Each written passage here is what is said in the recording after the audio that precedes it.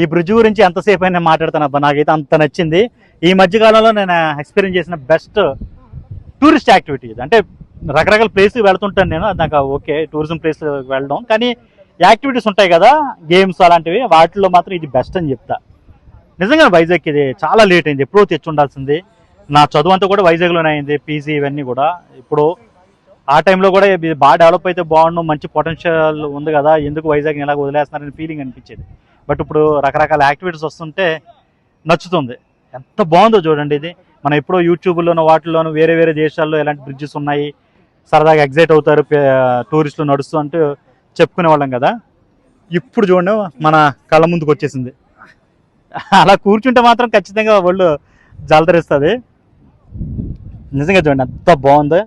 ఇక్కడ నుంచి సెల్ఫీ షాట్స్కి అయితే మాత్రం చాలా మంచి ప్లేస్ అనే చెప్పాలి. అస్సలు మిస్ చేయకండి ఇది మీరు వైజాగ్ వస్తే.